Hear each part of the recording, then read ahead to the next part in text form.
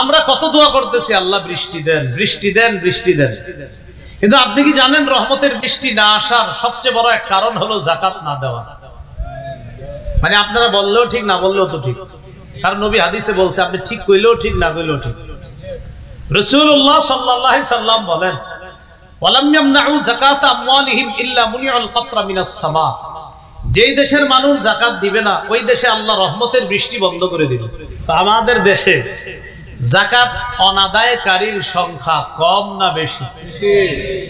প্রচুর মানুষ যাকাত দেয় না, দিলেও 1 লক্ষ যাকাত, 20,000 টাকার শাড়ি লুঙ্গি কিনে পরের দিন গরিবদেরকে বাসার সামনে সিরিয়ালে দাঁড় করায়া ফেসবুকে ছবি উঠায়া ফেসবুকে স্ট্যাটাস দেয়, আলহামদুলিল্লাহ মানুষকে সেবা করতে পেরে আমি অনেক খুশি। 20,000 টাকার লুঙ্গি শাড়ি দিলেন, বাকি রইল কত যাকাত? 80,000 টাকা। কিয়ামতের ময়দানে 20 ধর সাপ হয়ে আপনার মুখের সামনে এসে বলবে, আনা কানজুকা আনা মালুকা। সহিহ বুখারীর বর্ণনা, আমি তোমার সঞ্চিত সম্পদ, আমি তোমার সঞ্চিত সম্পদ, আমি তোমাকে খাবো, আমি সেই সম্পদ যেটা তুমি যাকাত দাও নাই। মুসলমান ভাইরা, মাইকের আওয়াজ যদ্দূর যাচ্ছে বিভিন্ন স্থানে, ঘর বাড়ি, বাসা বাড়িতে অবস্থানরত শ্রদ্ধা মা বোনেরা, আল্লাহ পাক রব্বুল আলামিনের দরবারে শুকরিয়া আদায় করছি, আল্লাহ আমাদেরকে এই ওয়াজ মাহফিলে উপস্থিত হওয়ার তৌফিক দান করেছেন বলে আলহামদুলিল্লাহ। পবিত্র কোরআনের সূরাতুল বাইয়িনা, এই সূরার আরেকটা নাম সূরাতুল কাইয়িমা, এই সূরার আরেকটা নাম সূরা লাম ইয়াকুনিল লাযীনা কাফারু। এই সূরাটি বেশিরভাগ মুফাসসিরিনে কেরামের মতে এটি মদিনায় অবতীর্ণ সূরা। এই সূরায় আয়াত সংখ্যা 8টি। ইহুদি খ্রিস্টানদের মধ্য থেকে যারা অবিশ্বাসী, যারা কাফের, যারা অন্ধবিশ্বাসের মধ্যে ছিল, যারা তাওরাত ইনজিল বিকৃত হওয়ার পরেও ওই বিকৃত অংশের মধ্যে যারা বিশ্বাস স্থাপন করত, এই অন্ধবিশ্বাসের মধ্যে যারা ছিল, তারা বলতো আমাদের কাছে প্রমাণ না আসা পর্যন্ত আমরা আমাদের অন্ধবিশ্বাস থেকে ফিরব না। তাদের কাছে প্রমাণ আসছে, আসার পরেও একদল অন্ধবিশ্বাসের মধ্যে অটল ছিল।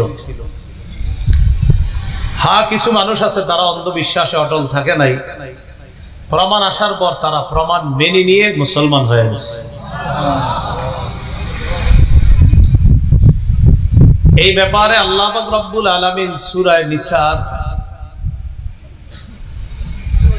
164-165 নম্বর আয়াতে আল্লাহ বলেন, ওয়ারুসুলান ক্বাদ কাসাসনাহুম আলাইকা মিন ক্বাবলু ওয়ারুসুলান লাম নাকসুসহুম আলাইক।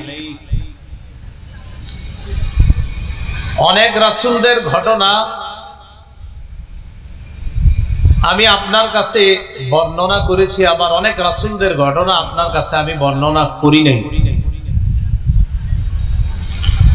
ওয়া কাল্লামাল্লাহু মূসা তাকলিমা, মূসা নবী আল্লাহর সাথে কথা বলছেন, এই বিষয়টা আমি আপনারা জানাইছি। অনেক রাসূলদের ব্যাপারে আমি আপনাকে জানিয়েছি, অনেক রাসূলদের ঘটনা ইতিপূর্বে আমি আপনাকে বলেছি, আবার অনেক রাসূলদের ঘটনা আমি আপনাকে বলি নাই।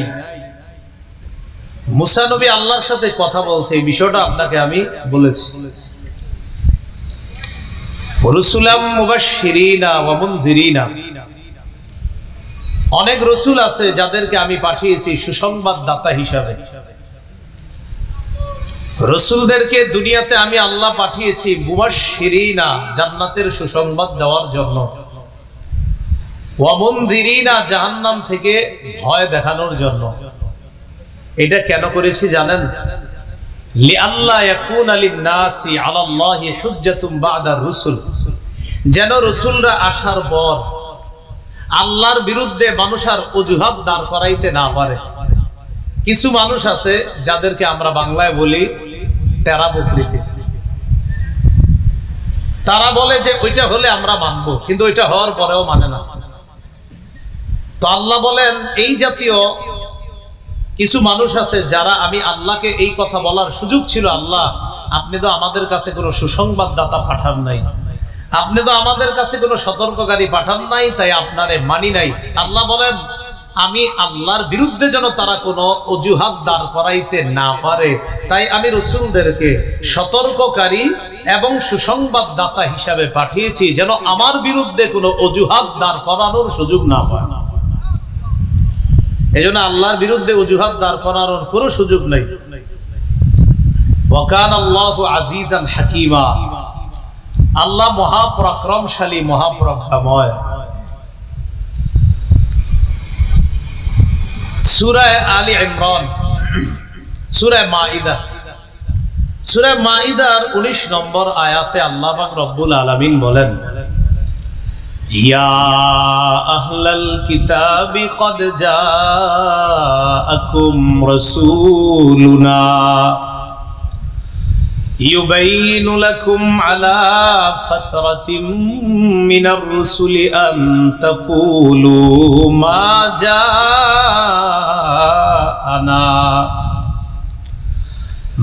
جاءنا من بشير ولا نذير فقد جاءكم بشير ونذير والله على كل شيء قدير। হে আহলে কিতাবগণ, তোমাদের কাছে আমার রাসূল এসেছে। রাসূলের ফাতরতের সময়, লম্বা একটা সময়, ঈসা থেকে আমার নবী পর্যন্ত লম্বা একটা সময় দুনিয়াতে কোনো নবী আসে নাই। এরপর আমার নবী তোমাদের কাছে আসছে, আসার পর ইবাইয়িনু লাকুম, তোমাদেরকে স্পষ্ট ভাবে সব বর্ণনা করছে। কেন জানো? আনতাকুলু মা জাআনা মিন বাশীরি ওয়ালা নাযীর, যেন এই কথা তোমরা বলতে না পারো আমাদের কাছে কোনো সুসংবাদদাতা আসে নাই, আমাদের কাছে কোনো সতর্ককারী আসে নাই, এটা যেন বলতে না পারো। তাই আমার নবী তোমাদের কাছে গিয়ে তোমাদের কাছে সব স্পষ্ট বর্ণনা করেছে, যেন এই কথা বলার সুযোগ না পাও যে আমাদের কাছে সুসংবাদদাতা আসে নাই, সতর্ককারী আসে নাই, এটা বলার সুযোগ নাই। ফাকাদ জাআকুম বাশীরু ওয়া নাযীর, অবশ্যই তোমাদের কাছে এসেছে সুসংবাদদাতা এবং সতর্ককারী।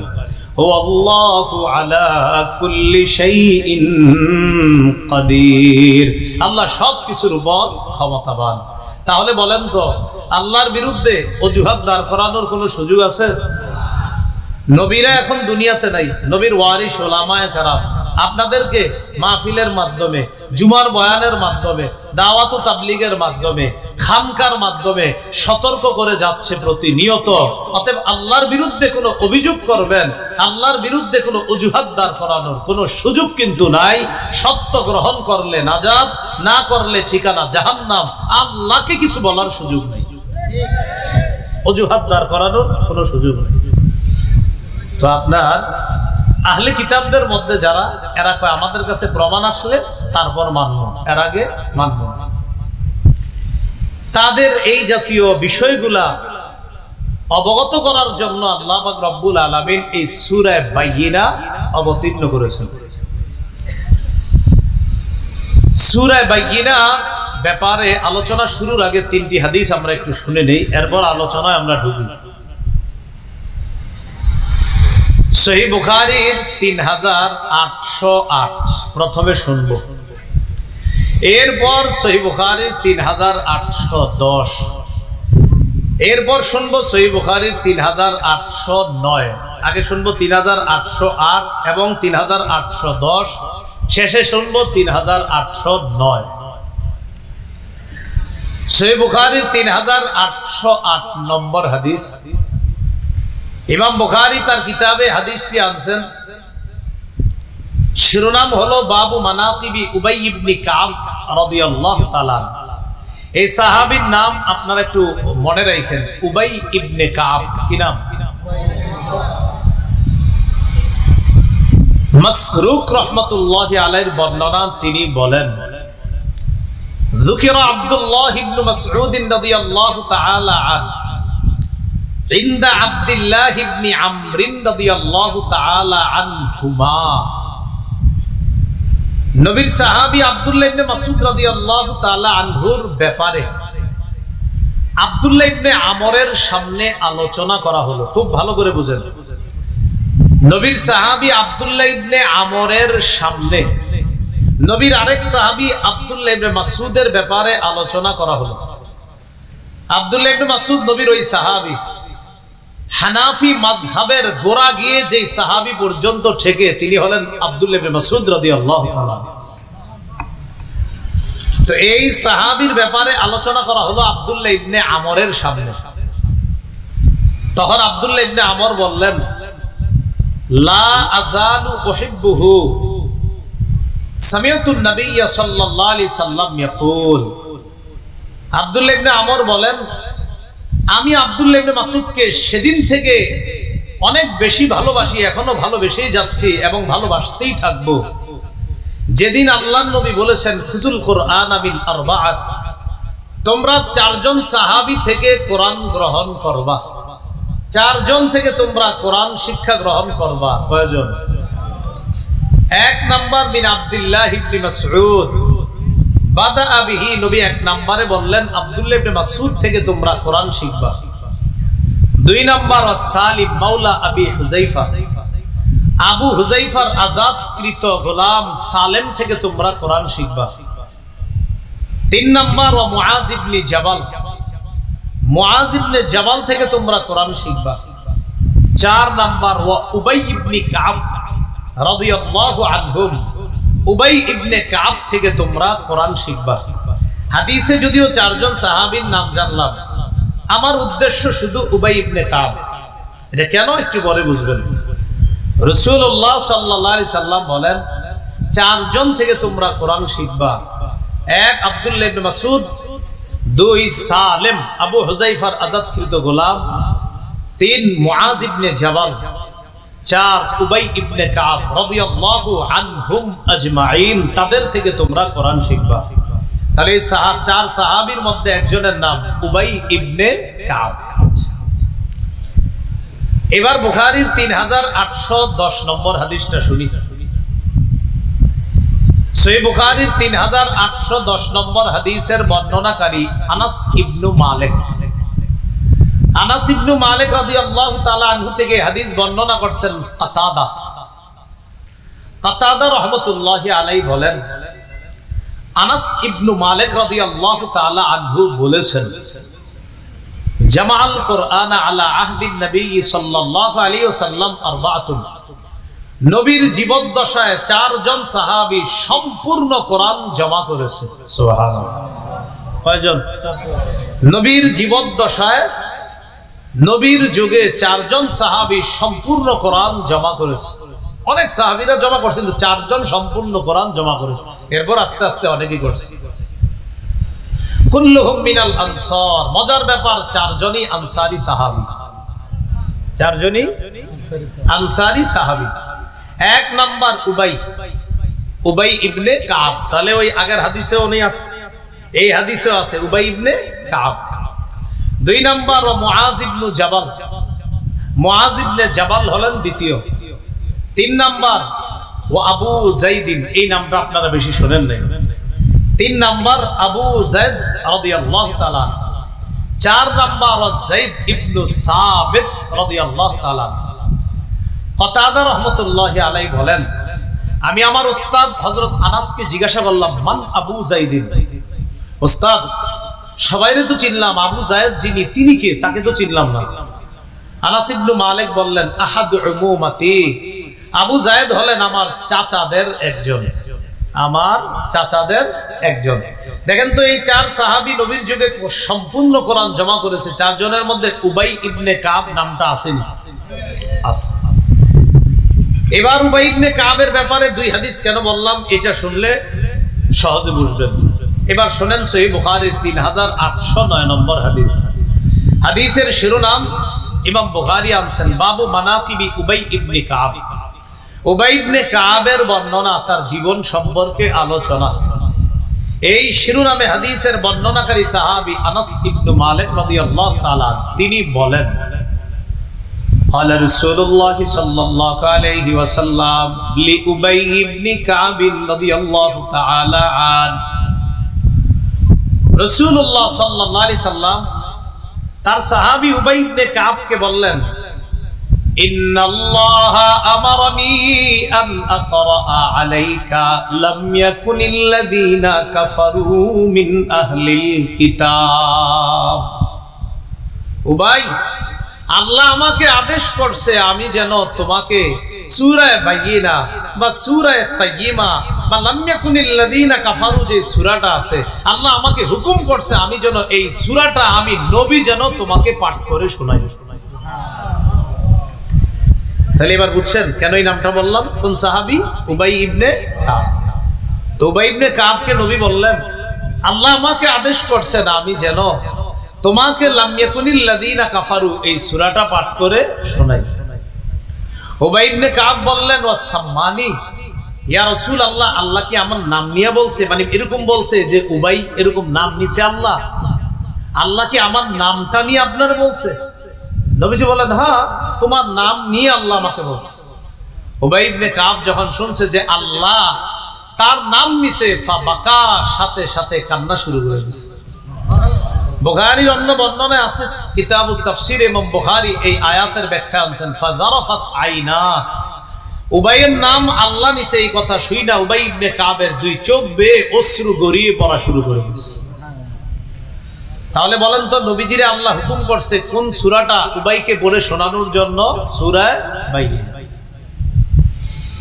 এবার সূরাটা আমরা শুরু করি, দেখেন আল্লাহ কি বলে। লাম ইয়াকুনিল্লাযীনা কাফারু মিন আহলিল কিতাব ওয়াল মুশরিকিনা মুনফাক্কিনা হাত্তা তা'তিয়াহুমুল বাইয়িনা। আহলে কিতাবের মধ্যে যারা কাফের এবং যারা মুশরিক, লাম ইয়াকুন তারা অটল থাকবে, মুনফাক্কিনা তারা অটল থাকবে। কিসের মধ্যে? তাদের অন্ধবিশ্বাসের মধ্যে তারা অটল থাকবে। এটা একটা অনুবাদ। আরেকটা অনুবাদ হতে পারে, আহলে কিতাবদের মধ্যে যারা কাফের এবং যারা মূর্তি পূজারী মুশরিক, তারা তাদের অন্ধবিশ্বাস থেকে ফিরে আসার মতো না, তারা তাদের অন্ধবিশ্বাস থেকে ফিরে আসার না। আর প্রথম অনুবাদ করলাম, তারা তাদের অন্ধবিশ্বাসে অটল থাকবে কতক্ষণ? হাত্তা তা'তিয়াহুমুল বাইয়িনা, যতক্ষণ তাদের কাছে প্রমাণ না আসবে। কি না আসবে? ওই যে তারা বলছে প্রমাণ না আসলে আমরা মানব না। প্রমাণটা কি? আল্লাহ বলেন, রাসূলুম মিনাল্লাহ ইয়াতলু সুহুফাম মুতাহহারা। এই প্রমাণ হলো আল্লাহর পক্ষ থেকে রাসূল মুহাম্মদ সাল্লাল্লাহু আলাইহি ওয়াসাল্লাম। এই প্রমাণ আমাদের নবী দুনিয়াতে আসছে, আসার পর ইয়াতলু তেলাওয়াত করেন সুহুফাম মুতাহহারা, পবিত্র সহিফা। সহিফার বহুবচন সুহুফ, মানে হলো লিখিত খাতা অথবা যেই খাতা লেখার জন্য প্রস্তুত করা হয়, এটাকে বলা হয় সহিফা। এটার বহুবচন সুহুফ। ইয়াতলু যিনি তেলাওয়াত করবে, সুহুফাম মুতাহহারা পবিত্র সহিফা। তাহলে তাদের কাছে প্রমাণ আসার আগ পর্যন্ত তারা তাদের অন্ধবিশ্বাসের উপর অটল থাকবে। প্রমাণটাকে আল্লাহর পক্ষ থেকে রাসূল, আল্লাহর পক্ষ থেকে এই রাসূলকে মুহাম্মদ সাল্লাল্লাহু আলাইহি ওয়াসাল্লাম প্রমাণ এসে গেছে। তাহলে বলেন তো, আহলে কিতাব বা মুশরিকদের কাছে যে প্রমাণটা আসছে তিনি কে? মুহাম্মদ সাল্লাল্লাহু আলাইহি ওয়াসাল্লাম। বলেন প্রমাণটা কে? মুহাম্মদ সাল্লাল্লাহু আলাইহি ওয়াসাল্লাম। তো তিনি আসলেন, তিনি কিতাব পড়ে তাদেরকে শোনাই দিয়েছেন। কিতাবের মধ্যে কি আছে? ফিহা কুতুবুন কাইয়িমা। কিতাবের মধ্যে কুতুব লেখা আছে, কাইয়িমা সঠিক লেখা। বলেন কিতাবে কি আছে? লেখা। কি লেখা? কাইয়িমা সঠিক লেখা। সহিফার মধ্যে লেখা আছে, কি লেখা? সঠিক লেখা। সঠিক লেখা নবী পড়ে শোনায়া দিলেন। আহলে কিতাবদের কাফেরদেরকেও শোনায়া দিলেন, মুশরিকদেরকে শোনায়া দিলেন। তারা বলছিল প্রমাণ আসলে আমরা মেনে নিব। প্রমাণ আসার পর তেরামি তাদের অটল রইল, কিছু মানলো আর বেশিরভাগ পৃথক হয়ে গেল, তারা আলাদা হয়ে গেল। তেরামি করে কয় বলছি তো কি হয়েছে, মানবো না, যেটা আল্লাহ পরের আয়াতে বলে ওয়ামা তাফাররাকাল্লাযীনা উতুল কিতাবা ইল্লা মিন বাদি মা জাআতহুমুল বাইয়িনা। যাদেরকে কিতাব দেওয়া হয়েছে তারা পৃথক হয় নাই, তবে পৃথক হলো কখন? এতদিন তারা পৃথক হয় নাই, তবে পৃথক হলো যখন তাদের কাছে প্রমাণ এসে গেল। মুহাম্মদ সাল্লাল্লাহু আলাইহি সাল্লাম এসে গেলেন, আয়েশা তাদেরকে পড়ে পড়ে শোনায়া দিলেন এটা সঠিক, ওগুলা ভুল, এগুলা মিথ্যা, এগুলা সত্য। আল্লাহ বলেন এতদিন তারা পৃথক হয় নাই, যেই প্রমাণ আসলো, আসার পর তারা পৃথক হয়ে গেল। কিছু ঈমান আনলো আর কিছু তাদের অন্ধবিশ্বাসের উপর অটল ছিল। এবার বুঝে থাকলে বলেন তো, প্রমাণ আসার আগেও কিছু মানুষ অন্ধবিশ্বাসে ছিল কিনা? প্রমাণ আসার পরেও কিছু মানুষ অন্ধবিশ্বাসে আছে কিনা? তা আল্লাহ বলেন আমি মূলত প্রমাণ কেন দিছি? যেন আমার বিরুদ্ধে অজুহাত পেশ করতে না পারে যে আল্লাহ আপনি তো প্রমাণ পাঠান নাই, আমরা তো বলছিলাম প্রমাণ আসলে মানবো। আল্লাহ কয় প্রমাণ তো দিলাম, এখন মানো, মানে না। আল্লাহ বলে এরা যে মানবে না একদল, সেটাও আমি জানি। মানব না মানব, আমি আল্লাহর বিরুদ্ধে যেন অজুহাত দাঁড় করাইতে না পারে, তাই আমি আমার প্রমাণ তাদের কাছে পাঠিয়ে দিচ্ছি। কিন্তু এরা অজুহাত যেন আল্লাহর বিরুদ্ধে না দাঁড় করাইতে পারে। এবার আল্লাহ বলেন ওয়ামা উমিরু ইল্লা লিয়াবুদুল্লাহা মুখলিসিনা লাহুদ্দিন। তাদেরকে আদেশ করা হয়েছে তারা যেন আল্লাহর জন্য একনিষ্ঠভাবে ইবাদত করে, তারা যেন খাঁটিভাবে আল্লাহর জন্য ইবাদত করে, একনিষ্ঠভাবে ইবাদত করে। যে কোনো ইবাদত করার আগে মৌলিকভাবে চারটা কথা আমরা মাথায় রাখবো, বলেন ইনশাআল্লাহ। ইনশাআল্লাহ কয়টা কথা? আমার সাথে সবাই বলেন, বলেন। এক, পরিশুদ্ধ নিয়ত। এক, পরিশুদ্ধ নিয়ত। দুই, ইখলাসের সাথে ইবাদত। তিন, আল্লাহর কাছ থেকে পাওয়ার আশায় ইবাদত। চার, কাউকে না দেখানোর জন্য ইবাদত। তো আল্লাহ বলছেন তাদেরকে আদেশ করা হয়েছে তারা একনিষ্ঠভাবে যেন আল্লাহর ইবাদত করে। বলেন তো ইবাদত করার আগে মৌলিক কয়টা কথা মাথায় রাখবো? চারটা। এক নাম্বার নিয়ত পরিশুদ্ধ করা। সহিহ বুখারীর প্রথম হাদিস, আলকামা ইবনে ওয়াক্কাস আল-লাইথি থেকে বর্ণনা, তিনি বলেন সামিআতু উমর ইবনুল খাত্তাব আলাল মিম্বার। ওমর ইবনুল খাত্তাবকে আমি মিম্বর থেকে বলতে শুনেছি, তিনি বলেন সামিআতু রাসূলুল্লাহ সাল্লাল্লাহু আলাইহি ওয়াসাল্লাম ইয়াকুল, আমি আল্লাহর নবীকে বলতে শুনেছি ইন্নামাল আ'মালু বিন্নিয়াত, আমলের প্রতিদান নির্ভর করে নিয়তের উপর। বলেন আমলের প্রতিদান কিসের উপর? নিয়তের উপর। নিয়তের উপর। এগুলো এক নাম্বার। দুই, ইখলাসের সাথে আমলটা করা, ওই আজকে যেটা বললাম ইল্লা লিয়াবুদুল্লাহা মুখলিসিনা লাহুদ্দিন, আনুগত্যকে আল্লাহর জন্য খাঁটি করে ইখলাসের সাথে ইবাদত করা। তিরমিজির বর্ণনা 2029 নম্বর হাদিস, 39 নম্বর হাদিস। আবার ইবনে মাজার বর্ণনা আসছে 3056 নম্বর হাদিস। এই হাদিসের মধ্যে আসছে সালাসুন লা ইউগিল্লু আলাইহিন্না কলবু মুমিন, তিনটি বিষয়ে মুমিনের অন্তর প্রতারণা করতে পারে না। তিনটি বিষয়ে মুমিনের অন্তর প্রতারণা করতে পারে না। কয় বিষয়? এক নাম্বার ইখলাসুল আমালি লিল্লাহ, মুমিন আমল করবে খালেস ভাবে আল্লাহর জন্য। এই আল্লাহর জন্য মুমিন ইবাদতকে খালেস করার ক্ষেত্রে তার কলব কখনো প্রতারণা করতে পারে না। দুই নাম্বার মুসলিম শাসকদেরকে উপদেশ দেওয়ার ক্ষেত্রে কোন মুসলমানের হৃদয় খেয়ানত করতে পারে না, কোন মুসলমানের অন্তর প্রতারণা করতে পারে না। মুসলিম শাসক ভুল করলে তার ভুল ধরায়া দেওয়া, তাকে উপদেশ দেওয়ার ক্ষেত্রে মুসলমানদের হৃদয় প্রতারণা করতে পারে না। 3, ওয়ালুজুমু জামাআতিহিম, সর্ববৃহৎ হক দলের সাথে আঁকড়ে থাকার ক্ষেত্রে মুসলমানের কলব খেয়ানত করতে পারে না, প্রতারণা করতে পারে না। হক বড় দল, এই বড় দলের সাথে সব সময় নিজেরে লাগায়া রাখার ক্ষেত্রে কলব প্রতারণা করতে পারে না। যাই হোক, বলছিলাম 4টা কথা, এর মধ্যে 2 নম্বর হলো ইখলাসের সাথে আমল করা। 3, আল্লাহর কাছ থেকে পাওয়ার আশায় যে কোনো ইবাদত করা। আল্লাহর কাছ থেকে পাওয়ার আশায় যে কোনো ইবাদত করা। যেমন 5 ওয়াক্ত সালাতের ব্যাপারে হাদিস আছে, রাসূলুল্লাহ সাল্লাল্লাহু আলাইহি সাল্লাম বলেন, আরাইতুম লাউ আন্না নাহরান বিবাবি আহাদিকুম ইয়াগতাসিলু ফীহি কুল্লা ইয়াউমিন 5 মাররাত। আচ্ছা, তোমাদের কারো বাড়ির সামনে একটা পুকুর আছে, এই পুকুরের মধ্যে ওই ব্যক্তি দৈনিক 5 বার গোসল করে, হাল ইয়াবকা মিন দারানিহি শাইউন, আচ্ছা তার শরীরে কি কোনো ময়লা থাকবে? বলেন তো আপনারা। নবীজি বলেন, যেমনি ভাবে 5 বার গোসল করলে তার শরীরে কোনো ময়লা থাকবে না, ফাযালিকা মিসতুস সালাওয়াতিল খামস ইয়ামহুল্লাহু বিহিন্নাল খাতায়া, কেউ যদি 5 ওয়াক্ত নামাজ পড়ে তার জিন্দেগীর গুনাহগুলোও আল্লাহ ওই 5 বার গোসল করলে যেমন ময়লা সাফ হয়, 5 ওয়াক্ত নামাজ পড়লেও আল্লাহ তার গুনাহগুলো সাফ করে। সুবহানাল্লাহ। তাহলে ইবাদত করতেছি আল্লাহর কাছ থেকে পাওয়ার আশা, আল্লাহ গুনাহ মাফ করবে। কি মাফ করবে? আল্লাহ গুনাহ মাফ করবে, এই আশায় আমরা ইবাদত করতেছি।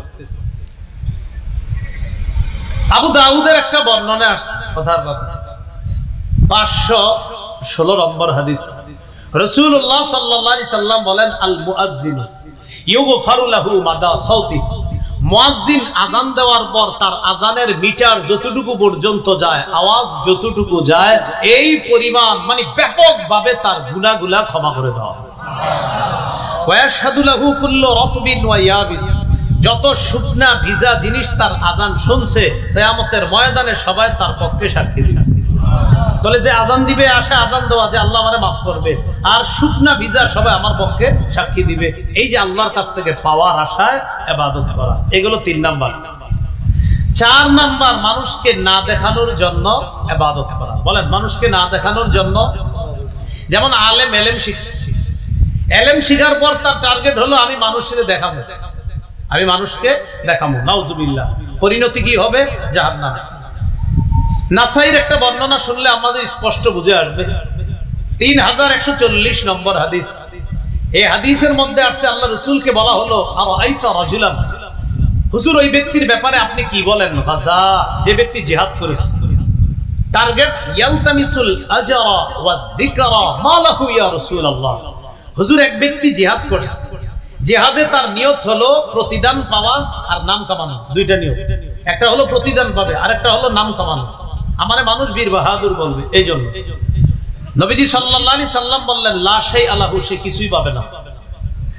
আদাহা সালাস মাররাত, প্রশ্নটা নবীরে 3 বার পুনরাবৃত্তি করা হলো নবীর কাছে। নবী প্রতিবারই বললেন, লা শাই আলাহু, লা শাই আলাহু, লা শাই আলাহু, সে কিচ্ছু পাবে না, সে কিচ্ছু পাবে না, সে কিচ্ছু পাবে না। শেষে বললেন, ইন্নাল্লাহা লা ইয়াকবালু মিনাল আমাল ইল্লা মা কানা লাহু খালিসা ওয়াবতুগিয়া বিহি ওয়াজহুহু, আল্লাহ ততক্ষণ আমল কবুল করেন না যতক্ষণ আমলটা আল্লাহর জন্য না হয় এবং আল্লাহর সন্তুষ্টির জন্য না হয়, ততক্ষণ আমল আল্লাহ কবুল করে না। প্রিয় মুসলমান ভাইরা, সব ইবাদতের করার আগে কয়টা কথা মাথায় রাখবো? বলেন সবাই, পরিশুদ্ধ নিয়ত, ইখলাসের সাথে আমল, রবে আল্লাহর কাছ থেকে পাওয়ার আশায় আমল।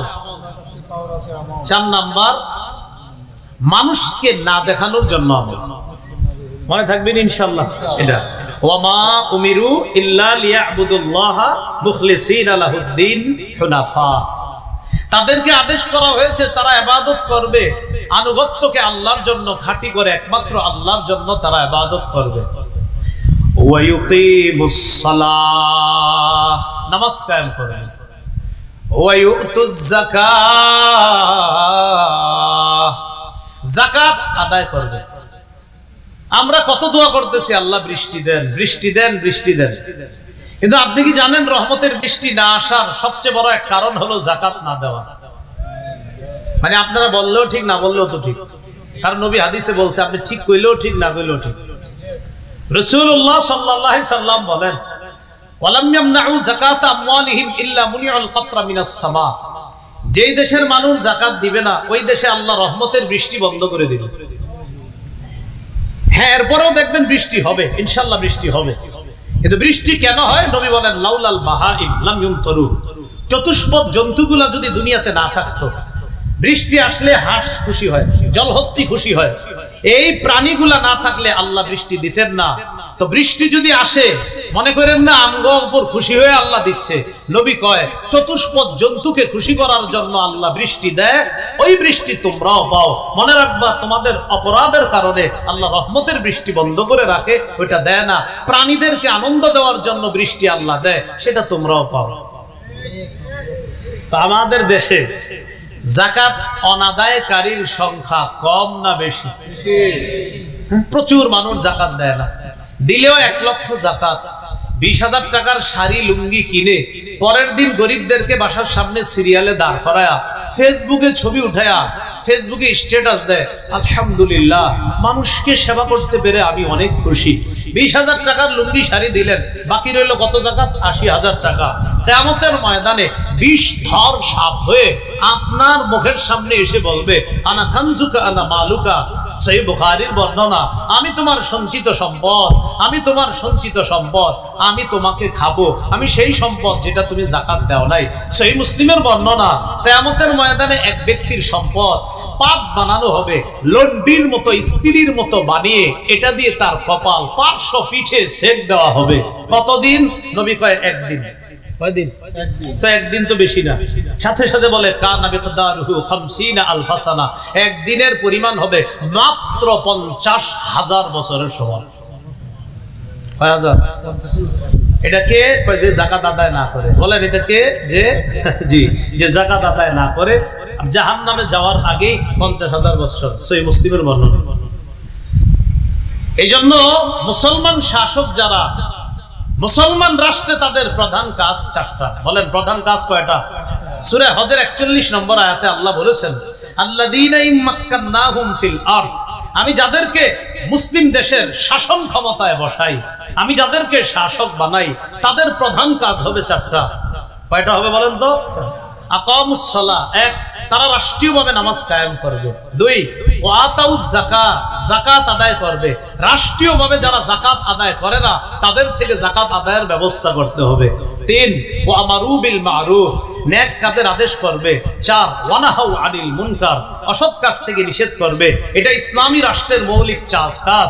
ইসলামী রাষ্ট্র ব্যবস্থা যে প্রধান হবে তার এই 4টা কাজ: নামাজ কায়েম করা, যাকাত আদায় করা, সৎ কাজের আদেশ করা, অসৎ কাজ থেকে নিষেধ করা। আল্লাহ আমাদের সকলকে ইখলাসের সাথে ইবাদত করা, নামাজ পড়া, যাকাত আদায় করা, অনাদায়কারী যাকাত এখনো যাদের রয়ে গেছে বকেয়া যাকাত, এগুলা সহ ভবিষ্যতে যেন আমরা পুঙ্খানুপুঙ্খানু আমাদের উপর অর্পিত ফরজ দায়িত্ব যাকাত আমরা আদায় করতে পারি। আল্লাহ তৌফিক দান করেন। এটা করলে আল্লাহ বলেন ওয়াযালিকা দীনুল কাইয়্যিমা, এটাই সঠিক ধর্ম। বলেন তো সবাই এটা কি? এই জায়গায় একটু উজ্জ্বল মূলত হবে ওয়াযালিকা দীনুল মিল্লাতিল কাইয়্যিমা, এটা হলো সঠিক মিল্লাতের, সঠিক উম্মতের ধর্ম। এটাই হলো সঠিক উম্মতের ধর্ম। কাইয়্যিমা এটা সিফাত, এটার মাওসুফ হলো আল মিল্লাহ। দীনু এটা মুযাফ, আল মিল্লাহ মাওসুফ, আল কাইয়্যিমা সিফাত। মাওসুফ সিফাত মিলে দীনুর মুযাফ ইলাই। আল্লাহ বলেন ওয়াযালিকা দীনুল কাইয়্যিমা, মুযাফ ইলাই মিলে হবে খবর। ওয়াযালিকা মুবতাদা, এই মুবতাদা খবর মিলে পুল বাক্য হবে। ওয়াযালিকা দীনুল কাইয়্যিমা, দীনুল মিল্লাতিল কাইয়্যিমা, এটা হলো সঠিক উম্মতের ধর্ম। সূরা মুহাম্মদের 33 নম্বর আয়াত, 26 পারা 9 নম্বর পৃষ্ঠা, হাফিজে কোরআন মাজিদ অনুযায়ী আল্লাহ বলেন, ইয়া আইয়ুহাল্লাযীনা আমানু, হে ঈমানদারগণ, আতিউল্লাহ, আল্লাহর আনুগত্য করো, ওয়া আতিউর রাসূল, রাসূলের আনুগত্য করো, ওয়ালা তুবতিলু আমালাকুম, আমল সমূহ নষ্ট করে দিও না, আমলগুলো নষ্ট করে দিও না। তাহলে সফল কারা? ইন্নাল্লাযীনা আমানু, যারা ঈমান আনে, ওয়া আমিলুস সলিহাত, যারা নেক কাজ করে। তারা কারা? আল্লাহ বলেন উলাইকা হুম খায়রুল বারিয়া, তারা হলো সৃষ্টির সবচেয়ে শ্রেষ্ঠ জীব। আমি তাদেরকে কি দিব? জাযাউহুম ইনদা রাব্বিহিম জান্নাতু আদনিন তাজরি মিন তাহতিহাল আনহার। তাদের পুরস্কার তাদের রবের কাছে চিরস্থায়ী বসবাসের ঠিকানা জান্নাত, যার তলদেশ দিয়ে নহরসমূহ প্রবাহিত হয়। খালিদিনা ফিহা আবাদা, সেথায় যারা চিরস্থায়ী ভাবে থাকবে। আচ্ছা, জান্নাতে গেলে কি থাকবে বলেন তো? চিরস্থায়ী।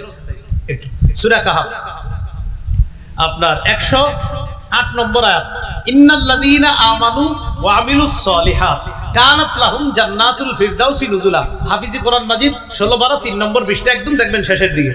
যে ঈমান আনে, নেক কাজ করে, তার জন্য রয়েছে মেহমানখানা স্বরূপ জান্নাতুল ফিরদাউস।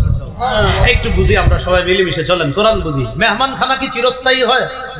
আমরা দুনিয়াতে কোনো মেহমানখানায় কি একদম সারা জীবনের জন্য যাই না? 2-3 দিন বেড়াবো, নানার বাড়িতে 2-3 দিন বেড়াবো, আবার চলে আসবো।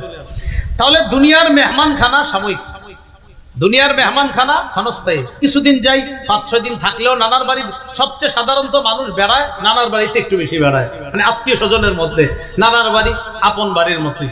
আর বিশেষ করে নানা নানু তারা যদি বেঁচে থাকে তাহলে মজানো, বেড়ানোটা খুব মজা। এখন নানার বাড়িতে গেলে সর্বোচ্চ 7-8 দিন থাকার পর কি বলে? আম্মারে আব্বারে, আব্বা আর না, চলেন বাড়িতে চলে যান। এর মানে মেহমানখানা দুনিয়াতে বেশি দিন না। কিন্তু আল্লাহ বলেন জান্নাতীদেরকে আমি যে মেহমানখানাটা দিব, খালিদিনা ফিহা, এটা ক্ষণস্থায়ী না, সেটা চিরস্থায়ী মেহমান। আমি আল্লাহর মেহমানদারি চিরস্থায়ী ভাবে চলতেই থাকবে। এবার আসেন লা ইয়াবগুনা আনহা হিওয়ালা। কয় দুনিয়ার মেহমানরা 2-3 দিন থাকার পর কয় এই চলে যাই। আল্লাহ কয় লা ইয়াবগুনা আনহা হিওয়ালা, আমার জান্নাতি মেহমানরা জান্নাত থেকে অন্য কোথাও কখনো স্থানান্তরিত হতে চাইবেই না, তারা সব সময় সেখানে থাকবে। এটা আল্লাহ বললেন জাযাউহুম ইনদা রাব্বিহিম জান্নাতু আদনিন, চিরস্থায়ী বসবাসের জান্নাত হলো তাদের পুরস্কার তাদের রবের কাছে। তাজরি মিন তাহতিহাল আনহার খালিদিনা ফিহা আবাদা, সেখানে তারা চিরস্থায়ী ভাবে থাকবে। রাদিয়াল্লাহু আনহুম, আল্লাহ তাদের প্রতি সন্তুষ্ট। ওয়ারাদু আন, তারাও আল্লাহর প্রতি সন্তুষ্ট। আমরা সবাই যেন জান্নাতে গিয়ে আল্লাহর সন্তুষ্টি প্রাপ্ত বান্দা হতে পারি, আর আমরাও যেন আল্লাহর প্রতি সন্তুষ্ট হই, এমন বান্দা যেন হতে পারি। আল্লাহ তৌফিক দান করেন, আমিন। আল্লাহ শেষে বলেন যালিকা লিমান খাশিয়া রাব্বা, এটা তার জন্য যে তার রবকে ভয় করে, যে তার রবকে ভয় করে। একটু মন দিয়ে শুনেন, দেখি আপনাদের পরীক্ষা নেই। একদল মানুষ কয় প্রমাণ আসলে মানব। ওই মানুষদের মধ্যে কিছু মানুষ এমন আসেনি যারা প্রমাণ আসার পরেও মানে না? তা আল্লাহ তাদের ব্যাপারে বলে দিয়েছে। কেন বলেন তো? এই কেনটা মনে রাখবেন, যেন আল্লাহর ব্যাপারে কোনো অজুহাত দাঁড় করাইতে না পারে। এই ব্যাপারে আল্লাহ আলোচনা করেছেন সূরা লাম ইয়াকুনিল্লাযীনা কাফারু, এই কিতাবের মধ্যে, অর্থাৎ এই সূরার মধ্যে। এরপর আসেন বাইয়িনা বা প্রমাণ। মক্কার ইহুদি কাফেরদের কাছে বাইয়িনা বা প্রমাণটা যে আসছে, প্রমাণটার নাম কি? আলেমরা বলবো না, অন্যরা বলেন। কি জানি প্রমাণটার নাম?